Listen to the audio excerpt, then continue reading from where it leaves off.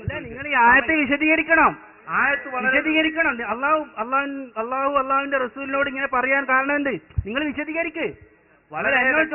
ഞാൻ പറഞ്ഞ പോലെ പറഞ്ഞിട്ട് നിങ്ങൾ തള്ളിയ ഇതിനെ പറ്റി ഒന്ന് പറയാണ്ട് പോയാൽ ശരിയാവില്ല. ഒരു വിഷയം പറഞ്ഞുതരാം.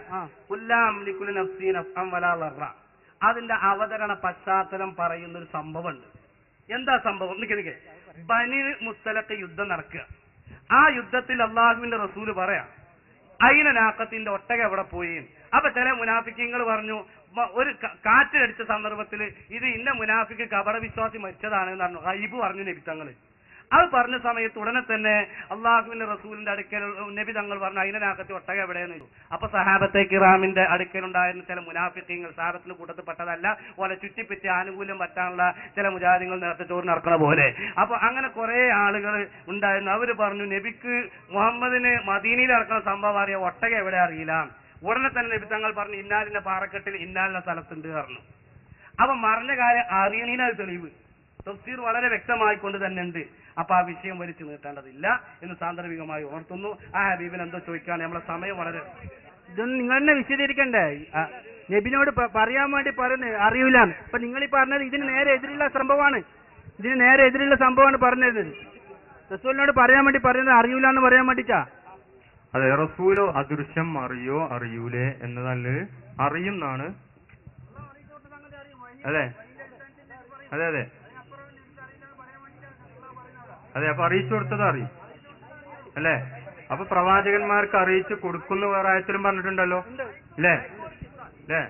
വലാ യുദ്ഹിറു വലാ വൈബിഹി അഹദൻ ഇല്ലാ മൻ ഇർതളാ മിൻ റസൂൽ. അല്ലാഹു തആല തൃപ്തിപ്പെട്ട പ്രവാചകന്മാർ തുടങ്ങിയവർക്ക് എന്നാണ് അതിന്റെ അർത്ഥം. അല്ലെങ്കിൽ റസൂൽ എന്ന് മാത്രം പറഞ്ഞാൽ ആയത്ത് ഫുള്ള് ഓതിയ എന്താ മനസ്സിലാവും? എന്താ സംഭവം മനസ്സിലാവും? ഇല്ല, അതിന്റെ ബാക്കി ഭാഗം കൂടി ഓതിയാൽ മനസ്സിലാവും. സംഭവം മനസ്സിലാവും എന്താണ്. അതായത് റസൂലിന് ദൃശ്യം അറിയോ അറിയില്ലേ എന്നാണ് ഇപ്പൊ നമ്മൾ തമ്മിൽ അഭിപ്രായം. അങ്ങനെയല്ല, അള്ളാഹു അറിയിച്ചു അല്ല, തലക്കെന്ന് പറയാണ്. അതിലെ വിഷയം തീരുമാനമാവുള്ള അതിനാണ്. മറ്റെങ്ങനെ അങ്ങനെ ഇങ്ങനെ കൈയൊട്ടിയാൽ തീരുമാനമാവില്ലല്ലോ. തീരുമാനാക്കാനാ ഞാൻ പറയും. പ്രവാചകന് അദൃശ്യം അറിയോ അറിയില്ലേ?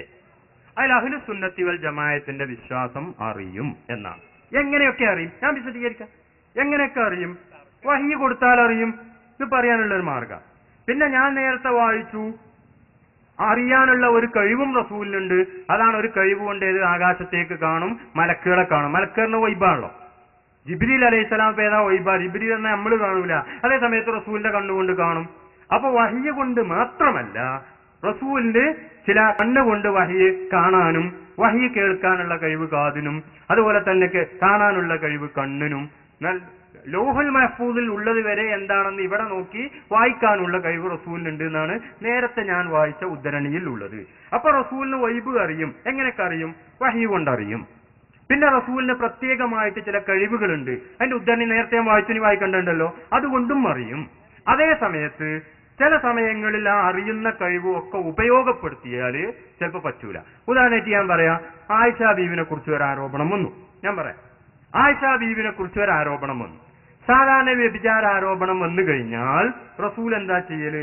ലാഹിർ അനുസരിച്ച് തീരുമാനമെടുത്തിട്ട് നിയമം പാസാക്കലാണ്. അതേ സമയത്ത് ഇമാം ബുഖാരി ഉദ്ധരിച്ച ഹദീസിലുണ്ട്, വമാ അലിംതു മിൻ അഹ്ലി ഇല്ലാ ഖൈറാ. ഈ ആയത്ത് ഖുർആൻ ഇറങ്ങുന്നതിന് മുമ്പ് തന്നെ റസൂൽ പറഞ്ഞിട്ടുണ്ട്, എന്റെ ഭാര്യയിൽ നിന്ന് ഖൈറല്ലാതെ ഞാൻ അറിയുന്നില്ല. പക്ഷെ അവിടെ അദൃശ്യം ഉപയോഗിച്ച് തീരുമാനം എടുത്താൽ ഒപ്പുള്ളൂലെന്ന് എന്താ പറയാ? നമ്മൾ ആളുകളൊക്കെ കുടുങ്ങിയ തലവെട്ടലും മറ്റും. റസൂലിന്റെ കുടുങ്ങിയപ്പോ പേതായി അവിടെ ഇൽമുൽ വൈബ് കൊണ്ട് പറഞ്ഞു പറഞ്ഞ ഒട്ടാകെ ആക്ഷേപം വരും. അതുകൊണ്ട് ഇത്തരം മസ്ലഹത്തുകൾ പരിഗണിച്ച് അറിഞ്ഞാലും അറിയാത്തതുപോലെ ലാഹിർ അനുസരിച്ച് റസൂൽ നിൽക്കും. അതുകൊണ്ട് അവിടെ ഒന്നും അറിഞ്ഞിട്ടില്ല എന്ന് വെക്കാൻ പറ്റൂല. അതാ വമാ അലിംതു മിൻ അഹ്ലി ഇല്ലാ ഖൈറാ എന്ന് പറഞ്ഞത്. അപ്പൊ റസൂല് വൈബ് അറിയും എന്നാണ് നമ്മളെ വിശ്വാസം. എങ്ങനെയൊക്കെ അറിയും? വഹി കൊണ്ടറിയും. റസൂലിന് പ്രത്യേകമായ ചില കഴിവുകൾ കൊണ്ടും അറിയും. പക്ഷെ എല്ലാ സ്ഥലത്തും ആ കഴിവ് ഉപയോഗപ്പെടുത്തിക്കൊള്ളണം എന്നില്ല, ചില മസ്ലഹത്തുകൾക്ക് വേണ്ടി. ഇക്കാര്യം മഹാനായ ഇബ്നു ഹജറുൽ ഹൈതമി റഹ്മഹുല്ല, ഇബ്നു ഹജറുൽ അസ്ഖലാനി റഹ്മഹുല്ല തുടങ്ങിയ ധാരാളം പണ്ഡിതന്മാർ വിശദീകരിച്ചതുമാണ്. പിന്നെ ഈ ആയത്തിൽ പറഞ്ഞത് എന്താകും കൂടെ ഞാൻ പറഞ്ഞുതരാം. ഖുർആനിലെ ആയത്തുണ്ട്, വമാ റമൈത ഇത് റമൈത വലാകിൻ അല്ലാഹ റമ. ഖുർആനിൽ പറഞ്ഞാണ്. അതിന്റെ അർത്ഥം എന്താ കേട്ടോളി? വമാ റമൈത, നബിയെ തങ്ങൾ എറിഞ്ഞിട്ടില്ല, ഇത് റമൈത നിങ്ങൾ എറിഞ്ഞ നേരത്തെ നിങ്ങൾ എറിഞ്ഞിട്ടില്ല. ഖുർആനിൽ പറയേണ്ട വിഷയപ്പോൾ നമ്മൾ ഇവിടുന്ന് ഒരാളോട് നിങ്ങൾ എറിഞ്ഞപ്പോ നിങ്ങളല്ല എറിഞ്ഞെന്ന് പറഞ്ഞാൽ ആ ആളെ കുറിച്ച് നിങ്ങൾ എന്താ വിലയിരുത്തുക? ഒമാ റമൈത്ത നിങ്ങൾ എറിഞ്ഞിട്ടില്ല, ഇത് റമൈത്ത നിങ്ങൾ എറിഞ്ഞ നേരത്ത് നിങ്ങൾ എറിഞ്ഞിട്ടില്ല. എന്താണ് ഇപ്പൊ പറഞ്ഞതിന്റെ അർത്ഥം? ഖുർആനിൽ പറയേണ്ട വിഷയം അപ്പത് വലാകിന്നല്ലാഹ റമാ, എങ്കിലും പടച്ചവനാണ് എറിഞ്ഞത്. ഇവിടെ മണ്ണ് വാരിയപ്പോ പടച്ചവനാ. ഇവിടെ മണ്ണ് വാരിയതും ശത്രുക്കളുടെ മുഖത്തേക്ക് സാഹത്തിൽ ഉജൂഹ് എന്ന് പറഞ്ഞു ബദർ യുദ്ധം നടക്കുന്ന സമയത്ത് എറിഞ്ഞതിനെ കുറിച്ചാണ് പറയുന്നത്. ഇതിനെ കുറിച്ച് ഖുർആനിൽ പറയാ ഒമാ റമൈത്ത തങ്ങൾ എറിഞ്ഞിട്ടില്ല, ഇത് റമൈത്ത തങ്ങൾ എറിഞ്ഞ സമയത്ത് തങ്ങൾ എറിഞ്ഞിട്ടില്ല.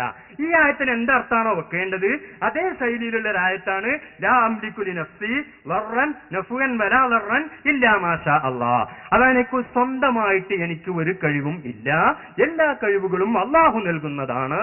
ആ ഇൽമൊറി അറിയാൻ, അദൃശ്യം അറിയാനാകട്ടെ, മറ്റുള്ള കാര്യങ്ങൾ ചെയ്യാനാകട്ടെ, വെള്ളം കുടിക്കാനാകട്ടെ, മണ്ണെടുക്കാനാകട്ടെ, ഏതായാലും സ്വന്തമായിട്ട് എനിക്ക് യാതൊരു കഴിവുമില്ല, എല്ലാം അള്ളാഹു നൽകുന്ന കഴിവാണ്. വാന്നൽ ഖുവ്വത്തലില്ലാഹി ജമിയ. ഇല്ലെങ്കിൽ ഈ ആയത്തിന് നമ്മളെങ്ങനെ അർത്ഥം വെക്കുക? റസൂൽ ഇങ്ങനെ പിടിവാരി മണ്ണേറിയിട്ട് ഇങ്ങനെ എറിഞ്ഞ അതിനെ കുറിച്ച് ഖുർആൻ പറയണത് നിങ്ങൾ എറിഞ്ഞിട്ടില്ല, നിങ്ങൾ എറിഞ്ഞ നേരത്ത് എന്താ പിന്നെ അർത്ഥം വെക്കുക എന്ന് പറഞ്ഞാൽ നബിയെ തങ്ങൾ സ്വന്തം കഴിവുകൊണ്ടല്ലേ എറിഞ്ഞ്, അത് എറിയാനുള്ള കഴിവും മണ്ണെടുക്കാനുള്ള കഴിവും ഒക്കെ ഞാൻ തന്നതാണ് എന്നാണ് അതിന്റെ അർത്ഥം. അതേപോലെ തങ്ങൾക്ക് ഒയ്ബറിയാനുള്ള കഴിവ് സ്വന്തമായിട്ടില്ല, സ്വന്തമായി ചിലരൊക്കെ ഒയ്ബറിയും എന്ന് അവിടെ അന്നുണ്ടായിരുന്ന ആളുകൾക്ക് അഭിപ്രായം ഉണ്ടായി. ഈ ആയത്തിറങ്ങാനുള്ള ഒരു പശ്ചാത്തലവും കൂടി നിങ്ങൾ കേൾക്കുക. അന്ന് ജനങ്ങൾ, സാധാരണ ആളുകൾ ജനങ്ങളെ ചൂഷണം ചെയ്യാറ് ഒന്ന് അദൃശ്യറിഞ്ഞു വേണ്ട.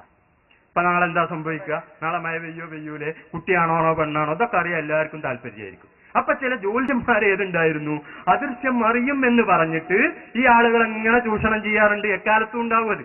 അപ്പൊ എന്ത് ചെയ്തു? അള്ളാഹ് പറഞ്ഞു ഇല്ല, അള്ളാഹ്ക്കും അള്ളാന്റെ പാർട്ടിക്കും മാത്രമേ വൈബറിയൂ. അതാ ഇല്ലാമനിർത്തലാനും റസൂൽ. ജ്യോത്സ്യന്മാർക്കോ മറ്റു പുരോഹിതന്മാർക്കോ വൈബറിയില്ല, അള്ളാഹുനും അള്ളാന്റെ ആളുകൾക്കും മാത്രമേ അറിയൂ. അതുകൊണ്ട് വൈബറിയുന്നുള്ളവർക്ക് അവരൊന്നും സമീപിക്കേണ്ടതില്ല എന്നാണ് ഈ ആയത്തിന്റെ അൽഹാസിൽ. ഇതതിന്റെ അവതരണ പക്ഷരം ഇതാണെന്ന് മഹാനായ ഹാഫിദ് ഇബ്നു ഹജർ അൽ അസ്കലാനി ഫത്തുൽ ബാരിയിലും അതുപോലെ തന്നെ ഇമാം ഐനി ഉംദത്തുൽ ഖാരിയിലും ഒക്കെ പറഞ്ഞിട്ടുണ്ട്. അപ്പൊ ജ്യോത്സ്യന്മാരുണ്ടല്ലോ വൈബറിയെന്ന് പറയും. അപ്പൊ നിങ്ങൾക്കും, അതായത് ഇതുപോലുള്ള ആളുകൾക്കൊന്നും വൈബറിയില്ല, അള്ളാഹ്ക്കും അള്ളാന്റെ പാർട്ടിക്കും അറിയുള്ളൂ. അള്ളാന്റെ പാർട്ടി ആരാ? റസൂല്. അതുപോലെ തന്നെ സത്യവിശ്വാസികള്, ഔലിയാക്കള്, ഇവർക്കൊക്കെ അറിയും. ഇവർക്കും അറിയണ എങ്ങനെ? സ്വയം അറിയുന്നല്ല, അള്ള കൊടുത്തതാണ്. അത് നമുക്ക് സാധാരണ കഴിവ് ചെയ്യാനുള്ള കാര്യം അള്ള കൊടുത്ത തന്നെ. യഹ്റുജു മറ്റേ സസ്യങ്ങൾ പുറപ്പെടുന്നത് ബീദിനില്ല, അള്ളാന്റെ സഹായത്തോടു കൂടെയാണ്. അങ്ങനെ ഓരോന്നും ഓരോ ആളുകളും ചെയ്യുന്ന എല്ലാം സാധാരണമാകട്ടെ അസാധാരണമാകട്ടെ എല്ലാം അള്ളാഹുവിന്റെ കഴിവാണ്. അപ്പൊ സാധാരണ ആളുകൾക്ക് സാധാരണ കാര്യങ്ങൾ ചെയ്യാനുള്ള കഴിവ് അള്ള കൊടുക്കുന്നത് പോലെ അസാധാരണ ആളുകൾക്ക് അസാധാരണമായ കാര്യങ്ങൾ ചെയ്യാനുള്ള കഴിവ് കൊടുക്കും. അതിന്റെ ഭാഗമാണ് ഇൽമുൽ ഗൈബ്. അപ്പൊ എനിക്കറിയില്ല, എനിക്ക് സ്വന്തമായിട്ട് അതിന് കഴിവേ ഇല്ല. ആ ജ്യോത്സ്യൻ വായിക്കുന്നത് സ്വന്തമായിട്ട് കഴിവുണ്ട് എന്നുള്ള അത് ശരിയല്ല. അതുകൊണ്ട് എനിക്ക് സ്വന്തമായി എനിക്ക് കഴിവില്ല. നല്ല കഴിവ് ഏതാണ്? അള്ള തന്നതാണ്. അള്ള തന്ന കഴിവ് എങ്ങനെയൊക്കെ ഉണ്ട്? വഹി മാത്രമല്ല, കണ്ണിന് കാഴ്ച കൊണ്ട് ജിബിലിനെ കാണാൻ കഴിയും. അതുപോലെ ഇതുകൊണ്ട് ജിബിലിനെ കേൾക്കാൻ കഴിയും, ജിബിലിന്റെ ശബ്ദം കേൾക്കാൻ കഴിയും. നമുക്ക് കഴിയില്ല. അപ്പൊ ഇതൊക്കെ ഒയ്ബ് തന്നെയാണല്ലോ. ജിബിലിൽ പറഞ്ഞ ഒയ്ബാണല്ലോ, അദൃശ്യമാണല്ലോ, നമുക്ക് ദൃശ്യമല്ലല്ലോ ജിബിലി. അതാണ് ആ പറഞ്ഞതിന്റെ അർത്ഥം. അപ്പൊ മനസ്സിലായോ? ഇനി എന്താ കാളിലോ ചോദിക്കും. അപ്പൊ എനിക്ക് സ്വന്തമായി കഴിവില്ല, ഇതിന്റെ അർത്ഥം, ഈ ആയത്തിന്റെ അർത്ഥം എനിക്ക് സ്വന്തമായി കഴിവില്ല. ലാ അംലിക്കു, ഞാൻ അർത്ഥം വെച്ചരാ. കുൽ നബിയെ തങ്ങൾ പറയുക, ലാ അംലിക്കു ഞാൻ ഉടമയാക്കുകയില്ല, ലിനഫ്സി എന്റെ ശരീരത്തിന്, നഫ്വൻ വലാ ലർറൻ ഉപകാരവും ഉപദ്രവവും സ്വന്തമായി ചെയ്യാനുള്ള കഴിവ് എനിക്കില്ല എന്നാ ഞാൻ ഉടമയാക്കൂല. ഉദാഹരണമായിട്ട് പറയലുണ്ടല്ലോ, ഇതിപ്പോ എന്റെ ഉടമയാണ്, ഇതിന്റെ അർത്ഥം എന്താ? ഈ പേന എന്റെ ഉടമയിലുള്ള എന്ന് ഞാൻ പറഞ്ഞ അതിന്റെ അർത്ഥം എന്താ? ഇതെങ്ങനെ ചെയ്യാനും എനിക്ക് കഴിയും. ഇതിന് ഇനിയിപ്പോ ആരോടും ചോദിക്കൊണ്ടൊന്നുമില്ല. ഇങ്ങനെയുള്ളൊരു കഴിവ് ഏതില്ല? അല്ല, എനിക്ക് ഇൽമുൽ ഗൈബിലില്ല. അതേ സമയത്ത് കിട്ടണമെങ്കിൽ ഏത് വേണം? ബീദിനില്ല, അള്ളാന്റെ സമ്മതം വേണം. അള്ളാന്റെ അപ്പൊ അറിഞ്ഞാലും ഞാൻ പറയണമെങ്കിലും അള്ളാന്റെ സമ്മതം വേണം. അറിഞ്ഞത് കൊണ്ട് പറയണമെങ്കിൽ ഏത്? ചില സ്ഥലങ്ങളിൽ പറയാൻ പറ്റൂല. ഇപ്പൊ ഖിയാമത്ത് എന്നാ റസൂലിനെ അറിയും, പക്ഷെ പറയാൻ പാടില്ല എന്നുള്ളതിന്റെ കൽപ്പന ഉണ്ട്. ലൈലത്തുൽ ഖദ്ർ എന്നാന്ന് റസൂലിനെ അറിയും, പറയാൻ പാടില്ല എന്നുള്ളതിന്റെ കൽപ്പന ഉണ്ട്. അപ്പൊ ഞാൻ പൂർണ്ണമായും ഇത്രയും കാര്യങ്ങളൊക്കെ അത്ഭുതങ്ങളൊക്കെ എന്നിൽ നിന്ന് പ്രകടമാകുന്നുണ്ടെങ്കിലും ഞാൻ പൂർണ്ണമായും അള്ളാഹുവിന്റെ അടിമ തന്നെയാണ്. അതുകൊണ്ട് ഈസാ നബിയിൽ നിന്ന് ധാരാളം അത്ഭുതങ്ങൾ കണ്ടതുകൊണ്ട് മനുഷ്യൻ എന്തായാലും പറ്റൂല, അള്ളേ ആകണ്ട, അല്ല അല്ലെങ്കിൽ അള്ളാന്റെ മകനെങ്കിലും ആകണം എന്ന് ക്രിസ്ത്യാനികൾ തീരുമാനിച്ചതുപോലെ നിങ്ങൾ തീരുമാനിക്കേണ്ടതില്ല. ഞാൻ പൂർണ്ണമായും അള്ളാഹുവിന്റെ കഴിവിന്റെ കീഴിൽ ജീവിക്കുന്ന ആളാണ് എന്ന് തങ്ങൾ പ്രഖ്യാപിക്കണം എന്നാണ് ആയത്തിന്റെ അർത്ഥം. മുഫസ്സിരീങ്ങളൊക്കെ വിശദീകരിച്ച് അങ്ങനെ